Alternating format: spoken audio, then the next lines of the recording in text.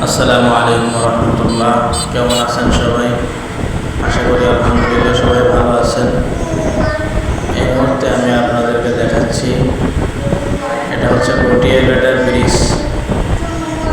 খুলনা চাল্লা মহাসড়কের মধ্যবর্তী পটিয়াঘাটা ব্রিজ।